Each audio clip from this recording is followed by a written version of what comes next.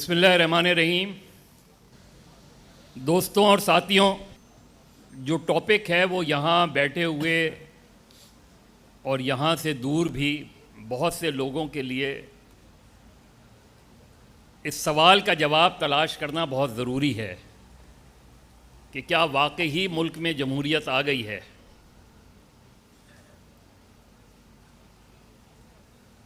پچھلے ہفتے میں نے جنگ میں ہی ایک کالم لکھا تھا، یہ وہ سحر تو نہیں، اور اس کی بنیادی وجہ یہ تھی کہ جو خواب ہم نے دیکھے تھے، جو لڑائی ہم نے لڑی تھی اور اپنے سامنے ہزاروں کارکنوں کو مختلف سیاسی جماعتوں کے کوڑے کھاتے ہوئے، قید و بند کی صحبتیں برداشت کرتے ہوئے، پھانسی گھاٹ پر جیے بھٹو کہتے ہوئے ان سارے لمحات کو دیکھا، تو اس کے بعد جو جمہوریت آئی وہ ویسی جمہوریت نہیں تھی۔ اس میں ریاست کا بے انتہا قصور ہوگا، یقیناً ہے، ایک کنٹرول جمہوریت کا بے انتہا قصور ہوگا، کنٹرول جمہوریت بھی ہے، سیاست بھی ہے، صحافت بھی ہے، لیکن آج جو سیشن ہے وہ بہت ہی اہم سیشن ہے، ایک ایسی شخصیت کے ساتھ کہ جس کی پوری زندگی جدوجہد میں گزری ہے، اور مجھے تو وہ نوبس کا زمانہ یاد ہے جب انہوں نے عبدالحفیظ پیرزادہ کے ساتھ نوبس بنائی تھی، اور یہ پوچھیں گے ضرور کہ آخر وہ بنانے کی ضرورت کیوں محسوس ہوئی تھی پیپلز اسٹوڈنٹ فیڈریشن کے ہوتے ہوئے۔ لیکن رضا صرف، میری تو کوئی ان سے 40-45 سال پرانی دوستی ہے، رضا صرف ایک سیاستدان ہی نہیں ہیں، ہمارے یہاں ویسے بھی کتابیں کم لکھی جاتی ہیں، رضا نے کوئی 4 کتابیں لکھی ہیں مختلف موضوعات پہ، لیکن بحیثیت چیئرمین سینٹ جو رضا کی کنٹریبیوشن ہے وہ بہت کم لوگوں کو پتہ ہے۔ جس طریقے سے انہوں نے ایک ادارہ بنانے کی بات ہوتی ہے، جس طریقے سے سینٹ کو ایک ادارہ بنایا،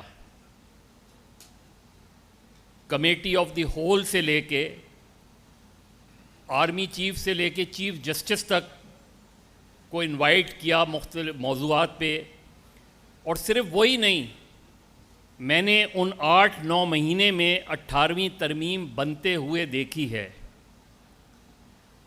اور اتنی دوستی کے باوجود میں نے کبھی بھی رضا کی زبان سے اس دوران کوئی ایک ہنٹ نہیں دی، حالانکہ یہ میری بڑی اچھی سورس ہیں،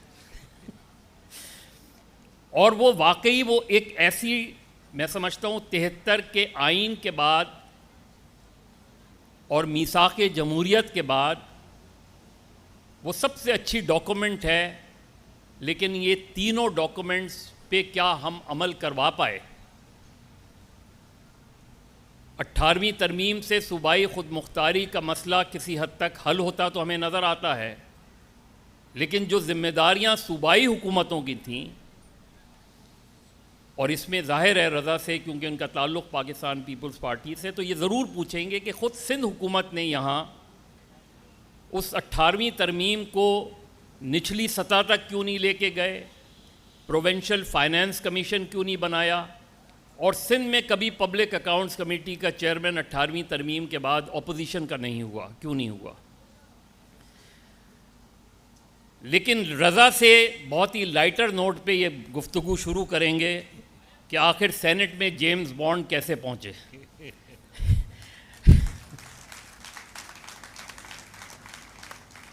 اور ابھی میں اپنے ایک دوست آتے ہوئے اپنے ایک دوست متی اللہ جان کی ایک ویڈیو دیکھ رہا تھا، جس میں وہ یہ ذکر کر رہے تھے کہ چیئرمین سینٹ نے ایک روز پہلے سینٹ کے الیکشن سے ایک ریٹائرڈ میجر کو سیکیورٹی چیف لگایا، بغیر کسی اشتہار کے، بغیر کسی جو ایڈورٹائز ہوتی ہے، پوسٹ انٹرویو ہوتے ہیں، اور اسی کلپ میں جب اس نے یہ سوال چیئرمین سینٹ سے کیا تو انہوں نے صرف نہ کر کے اس سوال کو ٹال دیا.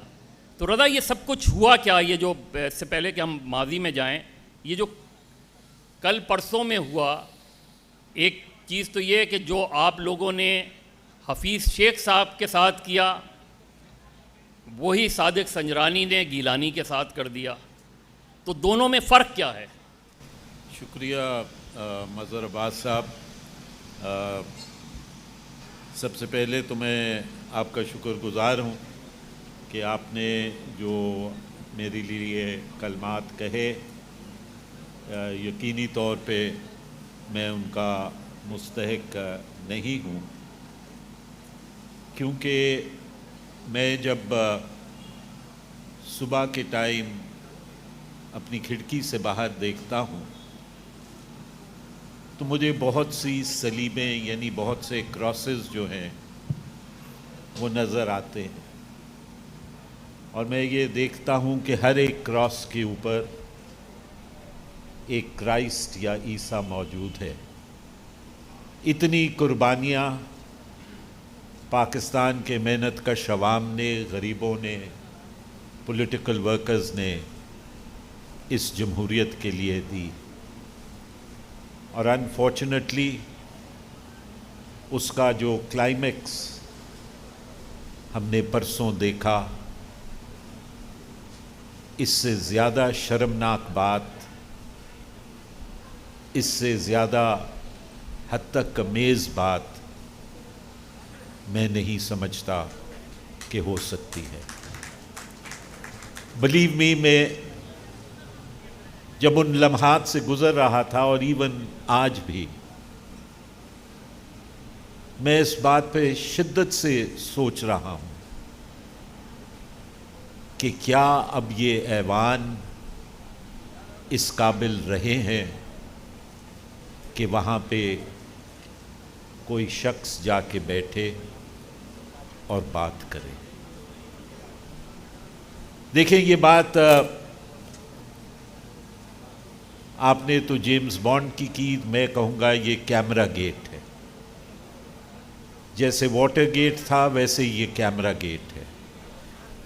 اس کی ہمیں اطلاع ایک حد تک تھی، کیونکہ اس سے پہلے آپ کو یاد ہوگا کہ جب سینٹ کے چیئرمین کا ووٹ آف نو کانفیڈنس ہوا تو اس وقت 64 سینیٹرز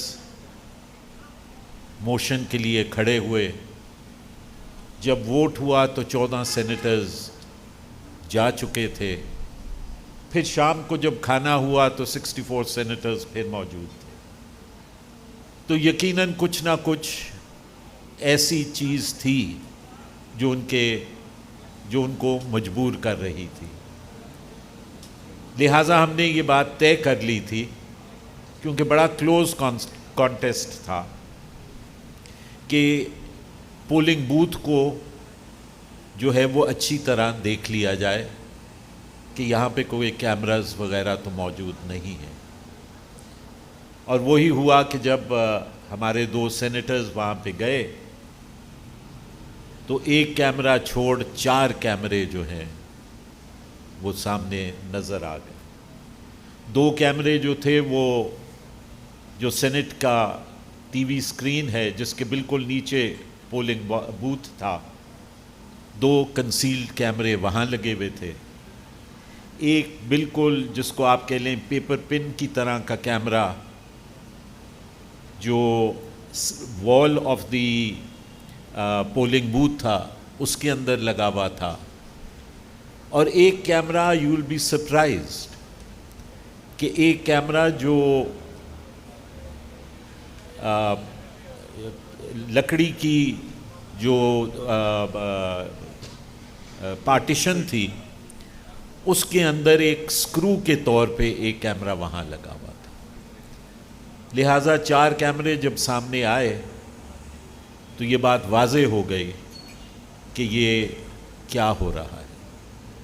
لیکن یہ 4 کیمروں کی صرف بات نہیں ہے. اگر آپ اس کا تسلسل دیکھیں تو آپ کو اس کا تسلسل جو ہے وہ سامنے نظر آئے گا. اس کا تسلسل مختصر طور پہ میں آپ کے سامنے رکھنا چاہتا ہوں، کیونکہ تب آپ کو کیمروں کی سمجھ آئے گی. اس کا تسلسل یہ ہے کہ اکتوبر 2020 کے اندر حکومت نے ایک بل موو کیا جو 26ویں کانسٹیٹیوشنل امینڈمنٹ بل تھا، اور اس میں انہوں نے اوپن بیلٹ کی بات کی۔ وہ بل اسمبلی کی اسٹینڈنگ کمیٹی کے سامنے پڑا رہا۔ اس بل کے بعد دسمبر کے اندر صدر نے ایک ریفرنس موو کیا صدر کے پاس کہ صدر یہ ریفرنس سپریم کورٹ میں موو کریں کہ آیا سینٹ کے الیکشنز جو ہیں وہ آئین کے تحت ہیں اور کیا سیکرٹ بیلٹ اس میں ہونی چاہیے۔ وہ ریفرنس ابھی پینڈنگ تھا سپریم کورٹ کے سامنے کہ حکومت نے یہ بل کو ری ایکٹیویٹ کیا اور ہاؤس میں لے کے آئے، اور ابھی یہ بل بھی پینڈنگ تھا اور ریفرنس بھی سپریم کورٹ کے سامنے پینڈنگ تھا۔ تو حکومت ایک آرڈیننس لے کے آ گئی کہ اگر سپریم کورٹ کی اوپینین جو ہے وہ ہمارے حق میں آئی تو پھر اوپن بیلٹ سے الیکشن ہوگا۔ بہرحال سپریم کورٹ کی اوپینین ان کے خلاف سامنے آ گئی، تو پھر انہوں نے یہ ہتھ کنڈے استعمال کرنے لیکن شروع رضا اس سے پہلے جو ہوا وہاں تو قومی اسمبلی کے اندر جو ہوا، علی حیدر گیلانی والی جو ویڈیو سامنے آئی، جو 14 یا 16 MNAs کا سامنے آیا، اس کا الزام تو آپ پیپلز پارٹی PTI کو نہیں دے سکتے۔ نہیں، اس کا الزام آپ پیپلز پارٹی کو بھی نہیں دے سکتے، کیونکہ دیکھیں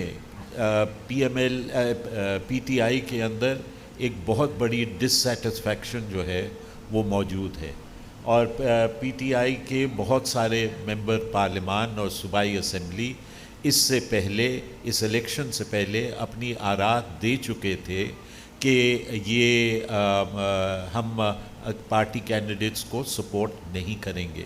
ان کے اختلافات 2-3 ایشوز کے اوپر تھے۔ ایک اختلاف ان کا یہ تھا کہ ہمیں پورا جب سے الیکشن ہوئے ہیں آج دن تک ہمیں جو ہے وہ پوچھا نہیں گیا۔ دوسرا ان کا اختلاف یہ تھا کہ کوئی ڈیولپمنٹ کا کام ہماری کنسٹیچوئنسیز میں جو ہے وہ نہیں ہوا۔ تیسرا ان کا اختلاف یہ تھا کہ جو ٹکٹیں دی گئی ہیں وہ ویسٹڈ انٹرسٹ اور سرمایہ داروں کو دی گئی ہیں، اور جو جینون PTI کا کارکن ہے اس کو جو ہے وہ اگنور کیا گیا ہے۔ لہٰذا ایک بہت بڑی ڈسسیٹسفیکشن جو ہے وہ ان کے اندر موجود تھی، جس کا رد عمل سامنے آیا، اور یوسف رضا گیلانی صاحب کا الیکشن وہاں پہ وہ کامیاب۔ لیکن رضا صادق سنجرانی میں سمجھتا ہوں پاکستان کی تاریخ میں سب سے خوش قسمت چیئرمین سینٹ ہیں۔ آپ کے مقابلے میں آپ کی پارٹی نے ان کو پریفر کیا آج سے 3 سال پہلے، جبکہ آپ یونینیمسلی ہو سکتے تھے۔ اس کے بعد جو عدم اعتماد کی تحریک ان کے خلاف آتی ہے، میجورٹی ہونے کے باوجود آپ کے ہی لوگ جو ہے وہ 14 سینیٹرز، تو یہ یعنی آپ نے جو چیز پرسوں دیکھی ہے وہ تو آپ نے برسوں دیکھی ہے۔ یعنی یہ جو اس میں آپ کسی ایک جماعت کو مورد الزام تو نہیں ٹھہرا سکتے، اس میں میری جو ذمہ داری ہے، آپ کی جو ذمہ داری ہے، کیونکہ صادق سنجرانی تو بہرحال تحفہ تو آپ ہی کا ہیں۔ دیکھیں تحفہ تو ہمارا نہیں ہے، تحفہ تو وہ کہیں اور کا ہے، لیکن بہرحال اس کو اپنایا شاید ہم نے نہیں، لیکن یہ اگر یہی چیز چلتی رہی، اسی طرح چیزیں چلتی رہیں، اسی طریقے سے پارٹیاں، سیاسی جماعتیں کمپرومائز کرتی رہیں، کسی کو سلیکٹڈ کہنے سے، کسی کو الیکٹڈ کہنے سے تو مسئلہ حل نہیں ہو رہا، تو وے فارورڈ کیا نظر آ رہا ہے؟ دیکھیں وے فارورڈ جو ہے نا وہ میرے حساب سے آوا اب اتنا بگڑ چکا ہے کہ اس کو کوئی پیچ ورک سے جو ہے وہ آپ درست نہیں کر سکتے۔ وے فارورڈ سب سے پہلے تو یہ ہے کہ پارٹیز جو ہیں ان کو اپنے آپ کو ایز پولیٹیکل پارٹیز آرگنائز کرنا پڑے گا، نمبر 1۔ نمبر 2 یہ ہے کہ شخصیات کے گرد سیاست نہیں گھوم سکتی، اصولوں کے گرد سیاست کو لے کے جانا پڑے گا۔ یہ جو بات کہی جاتی ہے کہ جی آئیڈیالوجیز ختم ہو گئی ہیں، میں اس بات میں بلیو نہیں کرتا۔ آج بھی آئیڈیالوجیز زندہ ہیں، اور جو سیاسی جماعتیں آئیڈیالوجیز کے اوپر چل رہی ہیں دنیا بھر میں اور بالخصوص تیسری دنیا میں، وہی کامیاب ہو رہی ہیں۔ تو جب تک سیاسی جماعتیں یہ باتیں نہیں کریں گی اور سیاسی جماعتیں اس بات کو مکمل طور پہ نہیں سمجھیں گی کہ اب ریاست کے ساتھ بیٹھ کے کسی قسم کی پاور شیئرنگ فارمولا یا کسی قسم کا آئین کے اوپر سمجھوتا اب نہیں چل پائے گا، ہمیں مکمل طور پہ آئین کی حکمرانی کرنی پڑے گی۔ آئین کے اندر جو ٹرائیکاٹمی آف پاور ہے اس کو مد نظر رکھنا پڑے گا۔ جس ادارے کا جو کام ہے اس ادارے کو وہ کام کرنا ہے۔ پارلیمان کا کام لیجسلیشن ہے، پارلیمان لیجسلیٹ کرے۔ اگر فوج کا کام سرحدوں کی نگرانی ہے تو سرحدوں کی نگرانی کرے، حکمرانی نہ کرے۔ جب تک یہ اصول ہم طے نہیں کر پائیں گے اس وقت تک یہ صورتحال اسی طرح چلتی رہے گی۔ لیکن کوئی ایک سیاسی جماعت بشمول آپ کی جماعت کے جو بات آپ کہہ رہے ہیں اس میں آپ آئسولیٹ تو ہو سکتے ہیں، آپ ڈومینیٹ نہیں ہو سکتے۔ کیا آپ کی سیاسی جماعت یہ انیشیٹو لینے کو تیار ہے کہ لیڈرشپ سے زیادہ اسٹرانگ آئیڈیالوجی ہوتی ہے؟ میں سمجھتا ہوں کہ آج پیپلز پارٹی اگر آج دن تک اتنی ٹربولیشنز کے باوجود، اتنی مشکلات کے باوجود، اتنی ریاستی تشدد کے باوجود اگر پیپلز پارٹی آج زندہ ہے تو وہ اپنی آئیڈیالوجی کی بیسس کے اوپر زندہ ہے، اور اگر وہ آئیڈیالوجی پیپلز پارٹی کی نہ ہوتی تو پیپلز پارٹی آج سے بہت عرصہ پہلے ختم ہو چکی۔ لیکن کیا یہ بات درست نہیں ہے کہ جس آئیڈیالوجی کو لے کے پیپلز پارٹی چلی تھی وہ کمزور ہوئی تو پیپلز پارٹی سندھ تک محدود ہو گئی؟ جو پنجاب، خیبر پختونخوا میں پیپلز پارٹی ایک زمانے میں ہوا کرتی تھی، وہ پیپلز پارٹی آج پنجاب میں اس کو اپنے کینڈیڈیٹس تک نہیں ملتے۔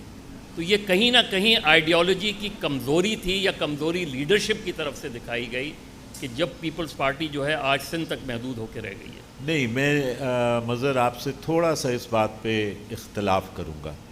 آپ میرے سے زیادہ جانتے ہیں، آپ زیادہ کین ریڈر آف ہسٹری ہیں۔ دیکھیں، تاریخ کے اندر جو ہے وہ ایک سائیکل چلتا ہے۔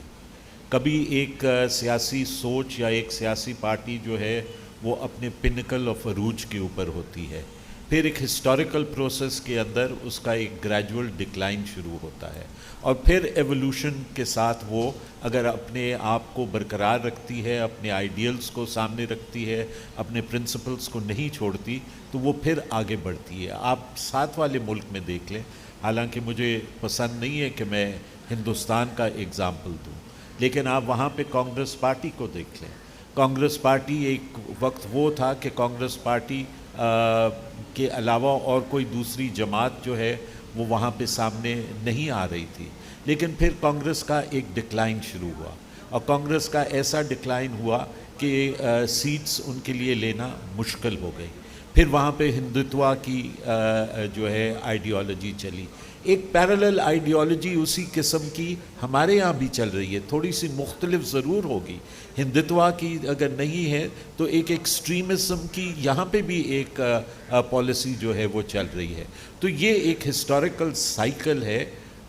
پارٹیز کو اپنی آئیڈیالوجی، اپنے کارڈرز کو انٹیکٹ رکھنا چاہیے، اور میں سمجھتا ہوں کہ وقت اور حالات کے ساتھ جو ہیں وہ آگے دیکھیے رضا، امپروومنٹ، تبدیلی تو آتی ہے، ظاہر ہے جو 70 میں یا 67 میں پیپلز پارٹی کا موٹو تھا وہ آج اس میں چیزیں ریفارمز تو ہوتی ہیں۔ ریفارمز ہونا اور کمپرومائز کرنا دو بڑی مختلف چیزیں ہیں، کہ اگر آپ اپنی آئیڈیالوجی پہ کمپرومائز کرتے ہیں، جن کے خلاف آپ کے لوگوں نے لڑائی لڑی، جیلیں کاٹی، پھانسیاں چڑھے، کوڑے کھائے، انہی کو جا کے اگر تمغہ جمہوریت دیا جائے تو پھر وہ ورکر اس دن اس ورکر کی سوچ، ابھی میں نے کوئی 2010 میں جنرل اسلم بیگ سے انٹرویو کیا تھا، اور انہوں نے مجھے اسی انٹرویو میں یہ بتایا تھا کہ 88 میں کوئی 3 گھنٹے کی ملاقات ان کی بے نظیر بھٹو صاحبہ سے ہوئی تھی،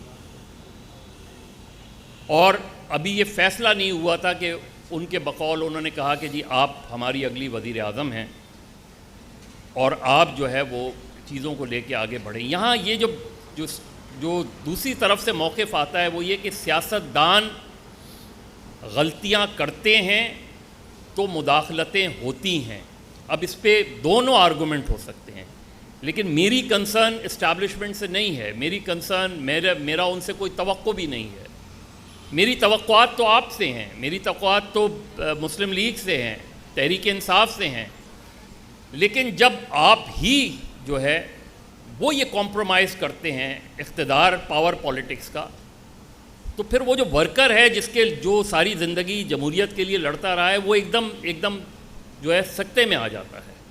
دیکھیں، میں ایک تو مظہر میرے حساب میں کمپرومائز اور ریفارم کے درمیان ایک بڑی تھن لائن ہے، وہ لائن آپ وہاں پہ ڈرا کریں گے وہ ایک اور بات ہے۔ دوسری بات یہ ہے کہ اگر آپ اسٹریٹجی اور پولیٹیکل سٹرگل کی ٹیکٹکس کو دیکھیں تو آپ کو یاد ہوگا کہ چیئرمین ماؤ نے کہا تھا 1 اسٹیپ فارورڈ 2 اسٹیپس بیکورڈ۔ جو پاکستان کی صورتحال رہی ہے اور پاکستان کی موجودہ صورتحال ہے اس میں let us be very frank, سیاسی جماعتیں، میں آپ کا پہلے سوال کا جواب دے دوں کہ سیاسی جماعتیں یا سیاسی لیڈرشپ یا سیاسی کارکنوں سے غلطیاں ہوئی ہوں گی کیونکہ وہ بھی انسان ہے، اینڈ پرسن از ناٹ فیلیبل، غلطی ضرور ہوئی ہوگی، لیکن غلطی کو ریئلائز کر کے ہسٹوریکل کانٹیکسٹ میں سامنے رکھتے ہوئے آگے بڑھنا ایک اور بات ہے۔ میں یہاں پہ یہ بات کہہ کے ایک اور سوال آپ سے اٹھاتا ہوں، اور وہ یہ ہے، and I am not trying to shift the burden of responsibility, burden of responsibility جو ہے وہ سیاسی کارکن کے اوپر ہی ہے، لیکن سیاسی کارکن یا سیاسی تحریک بھی اس وقت آگے بڑھتی ہے جب اس کے ساتھ دیگر سٹیک ہولڈرز جو ہیں وہ آگے ساتھ چلتے ہیں۔ کیا یہ بات درست نہیں ہے کہ آج اس ملک میں جو ایکسٹریمزم سامنے آئی ہے اس کی ایک بہت بڑی وجہ یہ بھی ہے کہ سول سوسائٹی نے کلچر آف ریزسٹنس جو تھا اس کو چھوڑ دیا؟ کیا اس کی ایک وجہ یہ بھی نہیں ہے کہ یونیورسٹیز کے اندر جو ایکیڈیمک فریڈم تھی وہ ایکیڈیمک فریڈم ریاست نے تو کچھ لی، لیکن ہمارے ایکیڈیمیشنز نے بھی اس کے لیے دگ و دو نہیں کی، لہٰذا دے ہیز بین تھوڑی سی رضا اس میں معذرت کے ساتھ، طلبہ یونینیں 84 میں بین ہوتی ہیں، ٹھیک ہے، اس کے بعد پیپلز پارٹی کی گورنمنٹ رہی، اس کے بعد مسلم لیگ نون کی گورنمنٹ آئی، اس کے بعد پیپلز پارٹی کی گورنمنٹ آئی، آج بھی سندھ میں پیپلز پارٹی کی گورنمنٹ ہے۔ مجھے بتائیں طلبہ یونینوں کے انتخابات کیوں نہیں ہوتے؟ ہونے چاہیے، بالکل ہونے چاہیے۔ سینٹ کی کمیٹی آف دا ہول کے اندر یہ مسئلہ 2016 میں یا 17 میں یہ ڈسکس ہوا، سٹیک ہولڈرز تمام وہاں پہ آئے جن میں وائس چانسلرز بھی تھے، ایڈمنسٹریشن بھی تھی۔ ایڈمنسٹریشن اس کی سخت خلاف تھی، ایڈمنسٹریشن جو ہے it was hiding behind the judgment of the Supreme Court. ہم نے اس میں یہ بات سامنے رکھی کہ judgment of the Supreme Court جو ہے وہ راستے کی رکاوٹ نہیں ہے۔ ہم نے چاروں چیف منسٹرز کو لکھا کہ سینٹ کی یہ ریکمنڈیشن ہے کہ فوری طور پہ اسٹوڈنٹ یونینز کو جو ہے وہ بحال کیا جائے۔ انفارچونیٹلی میری پارٹی اس میں شامل ہے، آج دن تک وہ بحال نہیں ہوئی، یہ غلطی ہے، ان کو فوری طور پہ بحال ہونا چاہیے۔ یہی آپ نے ایک مرتبہ وزارت سے استعفیٰ دیا تھا، 18ویں ترمیم جب پروونشل گورنمنٹس کے لیول پہ نچلی سطح تک چیزیں نہیں جا رہی تھیں، اور آج بھی پروونشل فائنینس کمیشن والا جو مسئلہ ہے اور پبلک اکاؤنٹس کمیٹی کا، اور میں حیران ہوں جب میں نے مراد علی شاہ صاحب سے یہ سوال کیا تو انہوں نے کہا جی وہ دیگر جماعتیں تو اس کی سگنیٹری نہیں ہیں، تو کیا یہ صرف پی ٹی آئی اور پی ایم ایل این کے لیے چارٹر آف ڈیموکریسی تھا یا پورے ملک کے لیے تھا؟ نہیں، چارٹر آف ڈیموکریسی تو پورے ملک کے لیے تھا، اور اس کے اندر جو اصول طے پائے تھے ان کو جہاں جہاں دونوں جماعتوں کی حکومتیں ہیں ان کو وہاں عملی جامہ جو ہے وہ پہنانا چاہیے۔ تو یہاں یہ تو آپ بات تسلیم کرتے ہیں نا کہ جس طرح 18ویں ترمیم پہ کم سے کم سندھ میں عمل ہوتا، سندھ اس کو لیڈ کرتا، وہ نہیں ہو پایا۔ نہیں، میں صرف سندھ کو اس میں سنگل آؤٹ نہیں کروں گا۔ دیکھیں، 18ویں ترمیم کا ایک بڑا کمپلیکس ایشو ہے اور بڑا کمپلیکس مسئلہ ہے۔ 18ویں ترمیم کا جو اصل مسئلہ ہے وہ دو سوچوں کا مسئلہ ہے، دو سوچوں کے ٹکراؤ کا مسئلہ ہے۔ ایک سینٹرسٹ تھاٹ ہے اور دوسرا جو ہے وہ فیڈرلسٹ تھاٹ ہے۔ جو سینٹرسٹ تھاٹ ہے وہ 18ویں ترمیم کی ڈرافٹنگ سے لے کے 18ویں ترمیم کی امپلیمنٹیشن تک اور اس کے بعد تک آج دن تک وہ 18ویں ترمیم کو تسلیم کرنے کے لیے تیار نہیں ہے۔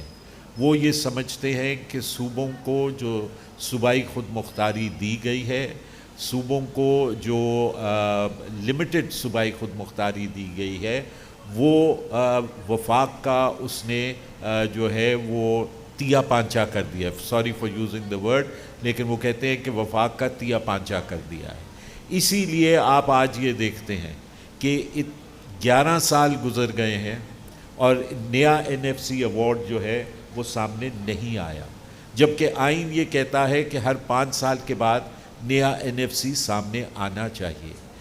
مائنڈ سیٹ کی بات کا میں آپ کے سامنے ایک اور ایگزامپل رکھتا ہوں کہ NFC کے سلسلے میں اب آپ یہ باتیں اور آوازیں سن رہے ہیں کہ وفاق کی جو ایکسپینڈیچر ہے، وفاق کا جو ڈیفنس ایکسپینڈیچر ہے، وفاق کے جو لونز کی ری پیمنٹ ہے، یہ تمام کے تمام اس لیے نہیں ہو پا رہے یا پورے نہیں کیے جا سکتے کیونکہ جو فنڈنگ ہے وہ صوبوں کے پاس جا رہی ہے۔ لہٰذا اس کو امینڈ کیا جائے اور صوبوں سے کچھ پیسے لے کے اور جو ہے وہ وفاق کو دیے جائیں۔ میں آپ کے توسط سے جو پاز ٹو بی ہیں یا جو یہ بات کر رہے ہیں ان کے سامنے میں یہ بات رکھنا چاہتا ہوں کہ دیکھیں، آپ ایک چیز آلریڈی صوبوں کو دے چکے ہیں، اس سے اگر آپ مزید آگے نہیں دے سکتے تو اس کو واپس لینے کی بھی بات نہ کریں، کیونکہ جو اس وقت پولیٹیکل ٹرینڈز چل رہے ہیں، کہیں یہ بات یا یہ سلوگن اب نہ اٹھنا شروع ہو جائے کہ صوبے یہ کہیں کہ تمام تر ٹیکس کلیکشن کا جو اصول ہے وہ ہمیں دے دیں، ہم سارے کا سارا ٹیکس کلیکٹ کرتے ہیں اور پھر وفاقی حکومت اپنا بجٹ ہمیں دے، ہم پھر اس میں سے دیکھتے ہیں کہ کون سے بجٹ میں ہم نے کتنے پیسے دینے ہیں تو ہم پھر وہ بجٹ میں پیسے دیتے ہیں۔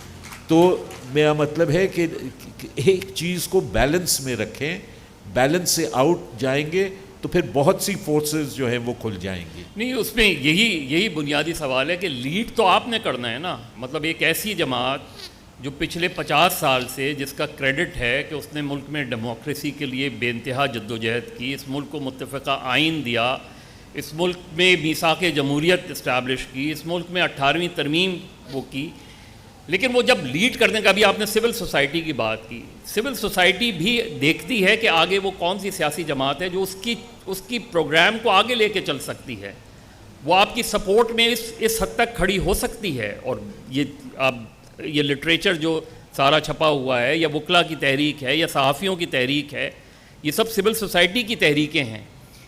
لیکن میں جب آگے دیکھ رہا ہوں تو مجھے ہر مرتبہ ہر چند سال بعد ایک کمپرومائز کیوں نظر آتا ہے۔ لائرز موومنٹ اپنے عروج پہ تھی جب NRO ہو گیا، کیا وہ NRO چارٹر آف ڈیموکریسی کی صریحاً خلاف ورزی نہیں تھا؟ دیکھیں، NRO کی تو بہت بات ہو رہی ہے کہ جی NRO دیں گے نہیں دیں گے، پچھلا NRO ہوا۔ Let me put a counter question, اگر محترمہ واپس نہ آتی تو کیا صورتحال ہوتی؟ آپ نے بہت اچھا سوال کیا. اگر محترمہ واپس نہیں آتی تو یہ جدوجہد اسی طریقے سے جاری رہتی جس طریقے سے مارچ 2007 میں شروع ہوئی تھی, اور یہ آپ کو, اور اس جدوجہد کو جھٹکا ہی اس وقت لگا, اور اسی جدوجہد کے نتیجے میں 3 نومبر کو ایمرجنسی پلس لگی, اس کے خلاف بھی لڑتے رہے.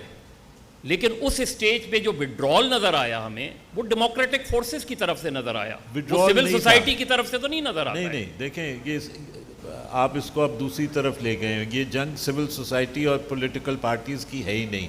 میں تو صرف یہ کہہ رہا ہوں کہ ہر سیگمنٹ آف سوسائٹی نے جو ہے وہ ایک وڈرال جو ہے وہ اختیار کی. ہر ایک کے اپنے کمپیلنگ سرکمسٹانسز تھے, وہ وڈرال پیچھے گئی. دیکھیں, اگر محترمہ نہ آتی تو جو صورتحال اس ملک کی اور جس طرح موومنٹ بنی, وہ موومنٹ آگے نہیں بنتی. رضا, اگر محترمہ آتی تو ان کو گرفتار کیا جا سکتا تھا نا, انہیں روکا جا سکتا تھا نا. میں تو صرف یہ کہہ رہا ہوں کہ آپ تو گرفتاری کی بات کر رہے ہیں. Even after the so called NRO she came and she gave her life. ہاں, تو یہی تو میں آپ سے بات کہہ رہا ہوں کہ 18 اکتوبر کو جو کچھ ہوا, اس کے بعد جو کچھ ہوا, میرے لیے تو اس کے بعد کا سیٹ بیک بہت بڑا سیٹ بیک ہے کہ وہ لوگ جن پہ محترمہ نے شک کیا, ان کو آپ لوگوں نے شک کا فائدہ دے دیا. اس میں چاہے چودھری پرویز الہی ہوں, چاہے پرویز مشرف ہوں. دیکھیں, اب ایک حد تک میں آپ سے اگری کر سکتا ہوں, لیکن دوسری بات میں آپ کے سامنے جو حقیقت ہے وہ بھی سامنے رکھتا ہوں, اور پھر ذرا اس پہ بھی کہکال ضرور لگائیے گا. وہ یہ ہے کہ ریاست کیس کرتی ہے پرویز مشرف کے خلاف. پرویز مشرف عدالت میں پیش نہیں ہوتا, قوتیں اس کو ہسپتال لے جاتی ہیں, ہسپتال میں وہ جا کے رہتا ہے, اور ہسپتال سے پھر وہ باہر چلا جاتا ہے. کیس اس کے خلاف فیصلہ ہوتا ہے, اور اس جج کے ساتھ جو ہوتا ہے وہ آپ کے سامنے ہے. آپ میں سے اور میرے میں سے کتنے ہم کھڑے ہوئے تھے اس جج کو ڈیفینڈ کرنے کے لیے.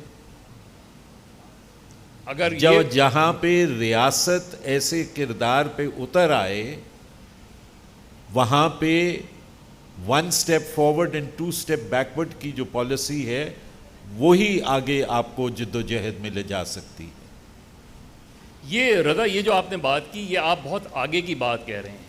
یہ جو 2008 میں ہوا, آصف علی زرداری صاحب کے صدر بننے سے پہلے, اور اگین میں اسی انٹرویو کی اپنی بات کروں گا, جنرل اسلم بیگ سے جب یہ پوچھا تو انہوں نے کہا میں حیران تھا کہ زرداری صاحب نے پریزیڈنٹ بننے سے پہلے, وہ پریزیڈنٹ بننے جا رہے تھے, he went to the American ambassador. ان کے بقول he should have called the American ambassador, اور American ambassador should have called him. صرف بات یہ ہے کہ اس وقت ایک بہت, میں اس پارلیمنٹ میں موجود تھا جب یوسف رضا گیلانی صاحب نے یہ اعلان کیا کہ ججز کی رہائی کا, لیکن اگلا اعلان میں توقع کر رہا تھا ان کی بحالی کا, اور وہیں جو ہے وہ دڑاڑ پڑی مسلم لیگ نون اور پیپلز پارٹی میں. پہلے پہ بے انتہا تالیاں بجیں, تالیوں سے گونج اٹھا پارلیمنٹ, لیکن پھر جو چیز ہوئی اس کے لیے پھر جنرل کیانی کی طرف دیکھا گیا کہ جنرل کیانی اس لانگ مارچ کو روکیں. تو ہم تو خود وہ غلطیاں کرتے رہتے ہیں کہ جس کی بنا پہ آپ اسے ریفارمز کہتے ہیں, میں اسے کمپرومائز کہتا ہوں. نہیں, میں آپ سے ایگری کرتا ہوں. پولیٹیکل پارٹیز اگر اس ٹائپ کی کمپرومائزز اسٹیبلشمنٹ کے ساتھ نہ کریں تو شاید صورتحال کچھ بہتر ہو, لیکن مسئلہ پھر وہی آتا ہے کہ کیا اتنا ڈیولپمنٹ آف پولیٹیکل سوسائٹی اور پولیٹیکل پارٹیز اتنی ہے کہ they can stand up to the establishment. دیکھیے رضا, دو ٹرننگ پوائنٹ تھے میری لیے سے. ہو سکتا ہے آپ 1970 کا الیکشن, اس وقت اگر میجورٹی رول کو ایکسیپٹ کیا جاتا وہ ایک ٹرننگ پوائنٹ تھا. بھٹو صاحب کے پیریڈ میں نیشنل عوامی پارٹی پر پابندی, بلوچستان اور خیبر پختونخوا کی حکومتوں کو ڈسمس کرنا, اور اس کے بعد اگر چارٹر آف ڈیموکریسی پہ آ جاؤں, ایم آر ڈی پہ آ جاؤں, 88 میں مجھے بتائیں 88 میں اگر نوابزادہ نصر اللہ خان کے مقابلے میں غلام اسحاق خان کی حمایت کی جائے تو اس کو میں کیا کہوں؟ دیکھیں, جہاں تک 70 کا تعلق ہے اور جہاں تک اے این پی اور ان کی حکومت کا تعلق ہے, تو جہاں تک 70 کا تعلق ہے, وہ جو مختلف سرکمسٹانسز بنے وہ صرف 70 کا میجورٹی پارٹی کا ایشو نہیں تھا. یہ مسئلہ اگر آپ 1947 میں چلے جائیں تو سب سے پہلا مسئلہ آپ کو اگر یاد ہو, جو سب سے پہلا پوائنٹ آف آرڈر جو اٹھا تھا ہاؤس کے اندر کنسٹیٹیوئنٹ اسمبلی میں, وہ زبان کے اوپر اٹھا تھا. آپ نے اس زبان کے ایشو کو وہاں پہ کل کیا, اور وہ یہ نہیں کہہ رہے تھے کہ اردو زبان کو آپ آفیشیل لینگویج نہ بنائیں, وہ یہ کہہ رہے تھے کہ بنگالی کو بھی آپ اس کے ساتھ اردو کے ساتھ آفیشیل لینگویج بنائیں. اس کے بعد پھر آپ پیرٹی کا کویسچن لے کے آئے. اس کے بعد پھر آپ اکنامک ایکسپلوئٹیشن, جیسے آپ نے اس وقت کے ایسٹ پاکستان کی ویسے ہی ریاست نے اکنامک ایکسپلوئٹیشن یہاں کے چھوٹے صوبوں کی. تو یہ ایک بڑا کمپلیکیٹڈ اور بڑا بہت سے factors go into the debacle of and the breakup of Pakistan of 1970. It's not the election and not only the question of accepting majority or not. دوسری بات یہ کہ نیب کی گورنمنٹس کی جو ڈسمسل تھا وہ غلطی تھی, غلطی ہو جاتی ہے, that was a mistake. C O D کا جہاں تک تعلق ہے, سی او ڈی ہوا, سی او ڈی کو امپلیمنٹ کرنے کی کوشش کی, اور آج بھی اگر آپ اس کا جو فورینزک چارٹ بنا کے دیکھیں تو ایٹ لیسٹ 65 to 70% جو سی او ڈی میں باتیں دی ہوئی تھیں وہ امپلیمنٹ ہوئی ہیں. مجھے یہ بتائیں کہ وہ افتخار چودھری صاحب کی کنٹروورسی کیا بنی تھی؟ یعنی ججز ایگریمنٹ ہو کے بوربن میں بھی میں I was a witness bourbon میں, اور بوربن ڈکلیریشن میں تو بہت کلیئر تھا کہ ججز کی بحالی کا, تو وہ میرے خیال ہے اس میں کچھ ٹائمنگ کا مسئلہ تھا کہ فوری طور پہ ہوں یا کچھ آگے پیچھے ہوں, بٹ ہونا تو تھا بیکاز یوسف رضا نے on the floor of the house release کی بات کی. پیپلز پارٹی کے اعتزاز احسن اس موومنٹ کو لیڈ کر رہے تھے اور پارٹی بھی اس موومنٹ کو سپورٹ کر رہی تھی. میرے خیال ہے کچھ ٹائمنگ کا ایشو تھا, ورنہ کوئی ایسا ایشو نہیں تھا. رضا یہ بتائیں, ہو سکتا ہے کہ پرسنلی آپ کے لیے ڈیفیکلٹ ہو یہ جواب دینا, جو صادق سنجرانی کی پہلی نامینیشنز تھی, مسلم لیگ نون نے آپ کا نام پرپوز کیا, اور اگر آپ ریکارڈ اٹھا کے دیکھیں تو اس ریکارڈ میں نظر آتا تھا کہ اس کی وجہ تھی کہ آپ کی جو پرفارمنس تھی وہ اکراس دا بورڈ رہی, سب نے آپ کو سپورٹ کیا. کون بنیادی طور پہ آپ کا مخالف بنا؟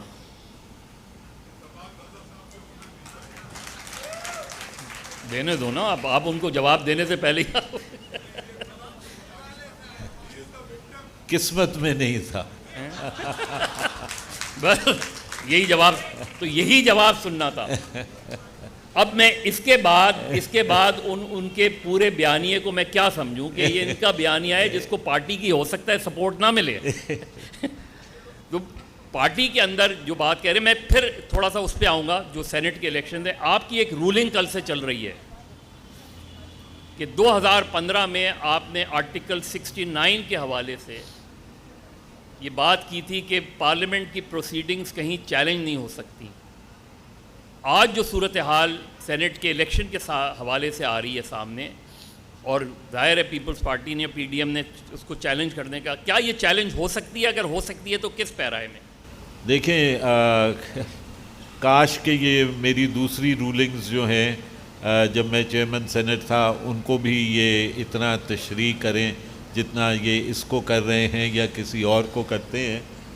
ایسے تو میں نے سی سی آئی پہ اور دیگر ایشوز پہ بھی دی ہوئی ہے جس پہ یہ عمل درآمد نہیں کر رہے. دیکھیں, جہاں تک آرٹیکل 69 کا تعلق ہے, آرٹیکل 69 کا اپنی جگہ جو ہے وہ ایک قدغن جو ہے وہ موجود ہے اور یقینی طور پہ میری رولنگ بھی وہاں پہ موجود ہے، لیکن جو اس میں اور جو الیکشنز ہوئے ہیں اور انٹرنل پروسیڈنگز جو ہیں ان میں فرق ہے. پہلی بات تو یہ ہے. دوسری بات یہ ہے کہ یہاں پہ بیسکلی کویسچن جو ہے وہ irregularity آف پروسیجر کا نہیں ہے.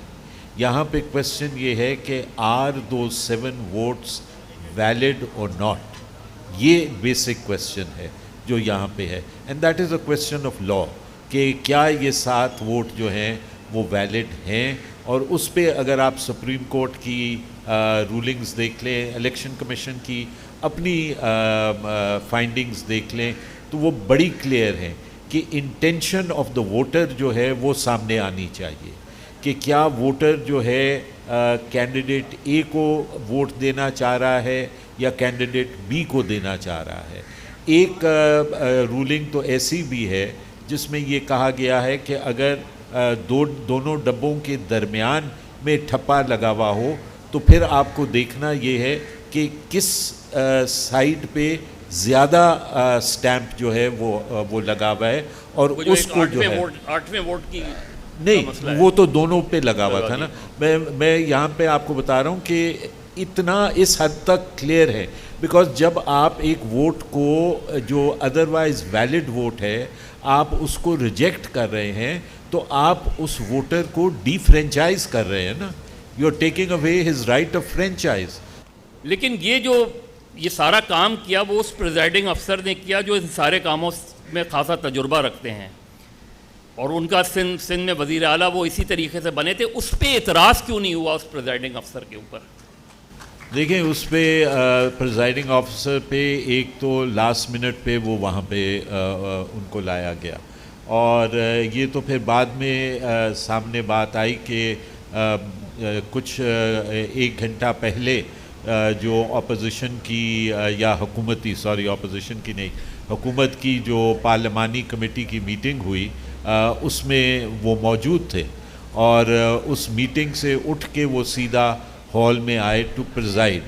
اگر وہ ان کو صدر صاحب نے نامنیٹ کر ہی دیا تھا، اول تو صدر کو ان کو نامنیٹ کرنا نہیں چاہیے تھا، کسی اور کو نامنیٹ کرتے جو نیوٹرل آدمی ہوتا تو وہ زیادہ مناسب تھا. سینٹ کے رولز کیا کہتے ہیں؟ سینٹ کے رولز یہ کہتے ہیں کہ any person to be nominated by the president. It is not even necessary کہ وہ ممبر ہو سینٹ کا، it can be any person because the rule says any person. یہ بہتر نہ ہو کہ آئندہ کے لیے کہ پریزائڈنگ آفیسر وہ ہو جو وہ خود ووٹر نہ ہو؟ میرا خیال ہے وہ بہتر ہوگا. اور اب ہم سوچ رہے ہیں کہ اس کے جو سینٹ کے جو رولز ہیں وہ زیادہ تر الیکشن پروسیس کے اوپر سائلنٹ ہیں، تو سوچ رہے ہیں کہ ان کو جو ہے تھوڑا سا مزید ڈاکیومنٹیشن جو ہے ان کی جائے. یہ بتایا رہا تھا کہ کیا آگے ہم یہ دیکھ سکتے ہیں کہ موئی اکراس دا بورڈ کوئی میجر الیکٹورل ریفارمز کی طرف آپ جائیں، اور جائیں تو آپ کی تجاویز کیا ہوں گی؟ دیکھیں بنیادی چیز کیا ہو سکتی ہے؟ دیکھیں میں نہیں سمجھتا کہ فی الوقت کوئی گنجائش ہے الیکٹرل ریفارمز کی، اور اس کی بنیادی وجہ یہ ہے کہ حکومت جو ہے وہ اپوزیشن کو انگیج کرنے کے لیے تیار نہیں ہے. اور جب تک آپ اپوزیشن اور ٹریجری بینچز آپس میں انٹریکشن نہیں کریں گے اس وقت تک کوئی معنی خیز ریفارم الیکٹرل یا کوئی اور وہ سامنے نہیں آئے گا. لہٰذا میں ان دا نیئر فیوچر کوئی major breakthrough in terms of electoral reforms جو ہے وہ نہیں دیکھ رہا. نہیں تو اب جو آپ لوگ 26 مارچ کو جا رہے ہیں اسلام آباد، تو اس کے مقاصد کیا ہیں؟ دیکھیں 26 مارچ کو وہ ایک پروسیس کا حصہ ہے، اور وہاں پہ یہ بات باور کروانی ہے کہ پاکستان کے عوام جو ہیں وہ موجودہ حکومت اور موجودہ نظام جس میں سویلین سپریمیسی جو ہے وہ ورچولی ختم ہو چکی ہے، اس کی بحالی کے لیے ہم جا رہے ہیں.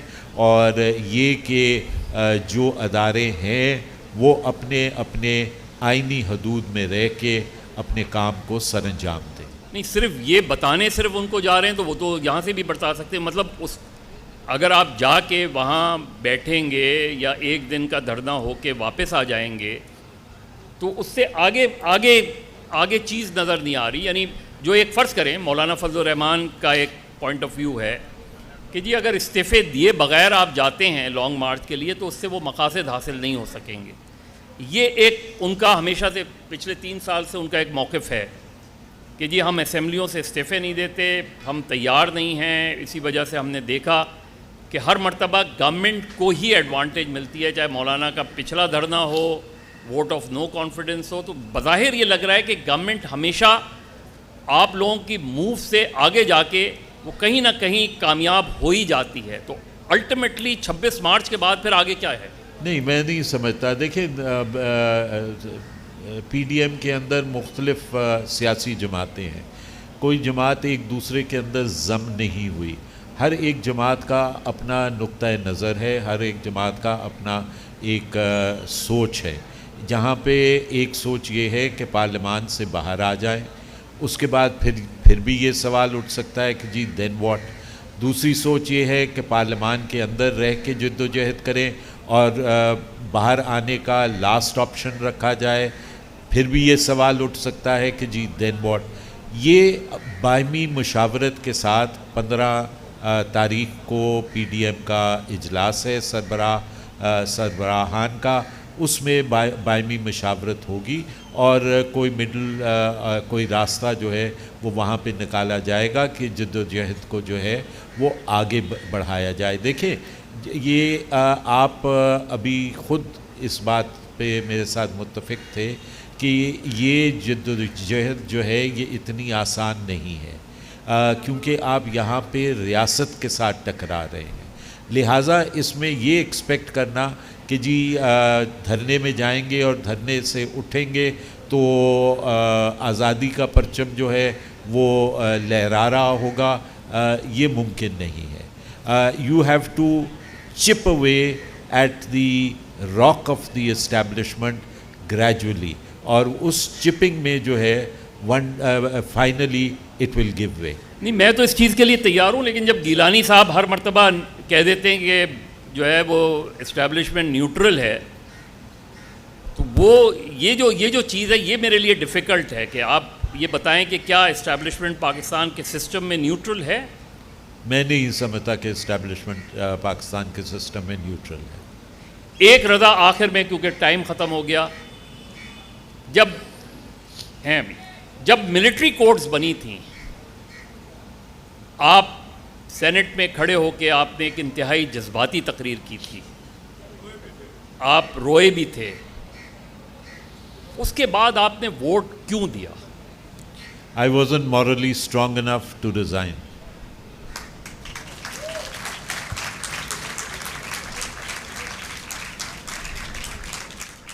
اور یاد ہے آپ کو اس کے بعد ہماری کافی اس پہ ڈسکشن بھی ہوئی تھی, اور یہیں سے اس بات کو کہ آپ نے چونکہ آپ کی جو پہلی کتاب ہے انویزیبل پیپل اور اس کے بعد آپ کی 3 اور مختلف موضوعات پہ کتاب آئیں, آج بھی آپ سمجھتے ہیں کہ سچویشن وہیں کھڑی ہے جو آپ کی ان شارٹ سٹوریز میں ہے؟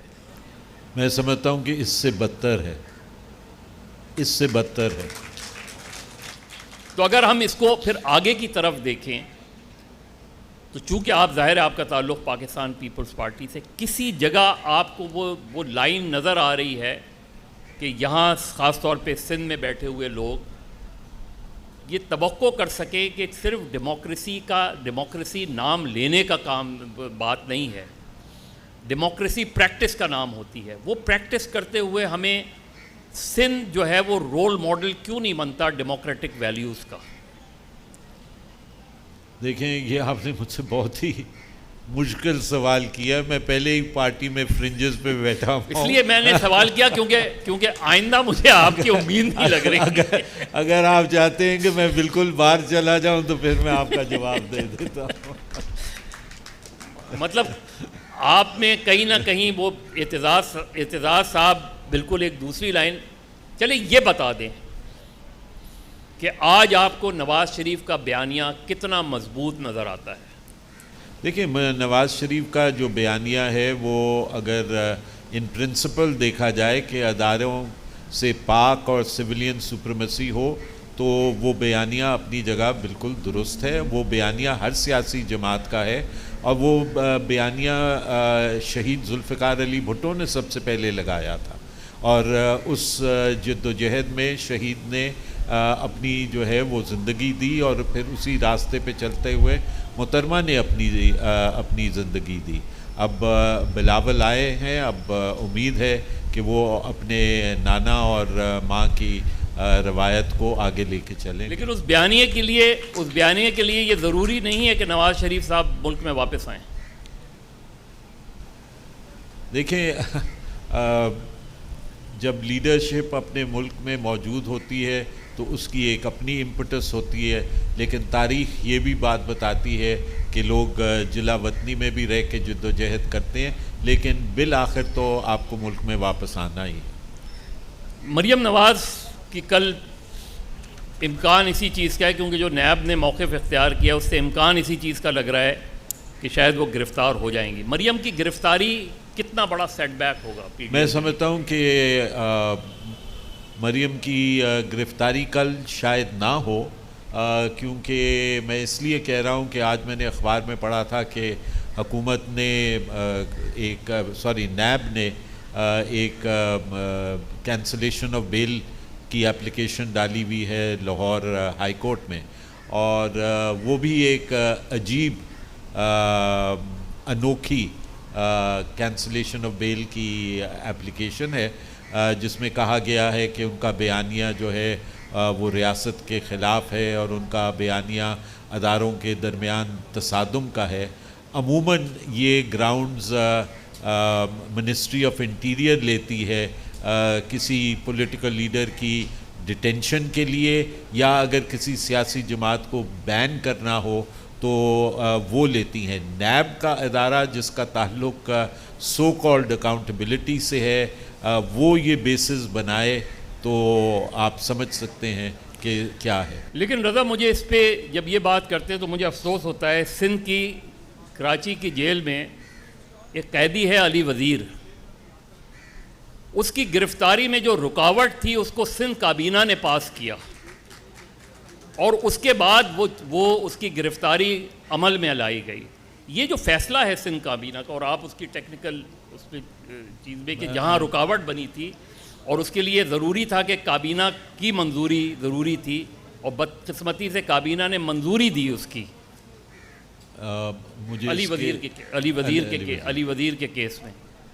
لیکن اس سے بھی ہٹ کے آخر میں بالکل میں یہ سوال کروں گا کہ آج پاکستان کی ڈیموکریٹک فورسز کو, جس کی آپ نے شروع میں بات کی کہ یہ فیصلہ کرنا پڑے گا کہ آپ نے جو ہے وہ on the right side of the history ہونا ہے یا on the wrong side of the history. یہ کیا توقع ہے کہ کیا پاکستان کی جمہوری قوتیں یہ فیصلہ کر پائیں گی؟ آنیسٹ جواب دیجیے گا کہ کیا آپ کو لگتا ہے پاکستان پیپلز پارٹی جو ہے تاریخ کا درست فیصلہ کرے گی؟ میں سمجھتا ہوں پاکستان پیپلز پارٹی تاریخ کا درست فیصلہ کر چکی ہے اور اس فیصلے پہ وہ قائم اور برقرار رہے گی. اگر میں آپ کو آئندہ پارلیمنٹیرین دیکھنا چاہتا ہوں تو کیا یہ میں توقع رکھوں کہ اگر آپ کنٹینیو ہوتے ہیں ایز اے سینیٹر تو میں یہ توقع رکھ سکتا ہوں؟ 3 سال ہیں یار, 3 سال تو 3 سال سے پہلے. لیکن دیکھیں, میں صرف یہ بات ایسے ہی نہیں کی ہے, میں نے یہ بہت سیریس بات ہے, اس کو بہت لائٹر اس میں مجھے کم سے کم as a Democrat, as a journalist who covered Pakistan's political parties and particularly People's Party for the last 40 years, مجھے چیزیں بہتر ہوتی نظر نہیں آ رہی, مجھے چیزیں آگے چلتی نظر نہیں آ رہی. اور آپ نے ماؤ کی مثال دی, 1 step forward 2 step backward, تو مجھے 1 step forward نہیں نظر آ رہا, 2 step backward and further 2 step backward نظر آ رہا ہے. یہ جو چیز ہے, کیونکہ اگر ڈیموکریٹکلی پارٹیوں کو آگے بڑھانا ہے تو آپ سمجھتے ہیں کہ پارٹیوں کے اندر جمہوریت کا آنا بہت ضروری ہے ملک میں جمہوریت سے پہلے. دیکھیں میں یہ نہیں کہوں گا کہ ملک میں جمہوریت سے پہلے پارٹیز کے اندر ڈیموکریسی آنی چاہیے، دونوں جگہوں پہ سملٹینیسلی آنی چاہیے. پارٹیز کے اندر بھی they need to be organised as institutions. جیسے انسٹیٹیوشنز ہوتی ہیں ویسے ان کو آرگنائز ہونا چاہیے، اور ڈیموکریسی اور ڈیموکریٹک پروسیس پولیٹیکل پارٹیز کے اندر ہونا مسٹ ہے. لیکن اس کے ساتھ میں صرف یہ بات کہوں گا کہ پولیٹیکل پارٹیز پہ آج دن تک ریاستی دباؤ اتنا شدید ہے کہ پولیٹیکل پارٹیز اپنی ورچوئل ایگزسٹنس کی جنگ لڑ رہی ہوتی ہیں، نہ سوائے یہ کہ وہ اندر بیٹھ کے کوئی ریفارم کا پروسیس جو ہے وہ لا سکے. سارے دوستوں نے رضا کی گفتگو سنی. رضا ربانی ان لوگوں میں سے ہیں، ان سیاسی کارکنوں میں سے ہیں جو شاید ایک امید کی کرن ہیں. اور ایسے صرف اسی جماعت میں نہیں، ہمیں پرویز رشید بھی نظر آتے ہیں، ہمیں اور دوست بھی نظر آتے ہیں. اور یہی ایک امید کی کرن ہے کہ وہ آوازیں جو مان پڑتی جا رہی ہیں، ہماری امید یہی ہے کہ ان سیاسی جماعتوں میں سے وہ آوازیں نکلیں. جس طرح رضا ربانی نے خود اپنی کتاب میں جو ہے جس کی شروعات کی ہے اسی سے کہ اور سب بھول گئے حرف صداقت لکھنا، کام رہ گیا کام ہمارا ہی بغاوت لکھنا، لوگ کہتے رہے ظلمت کو نہ ظلمت لکھنا، ہم نے سیکھا نہیں پیارے با اجازت لکھنا. شکریہ. Thank you.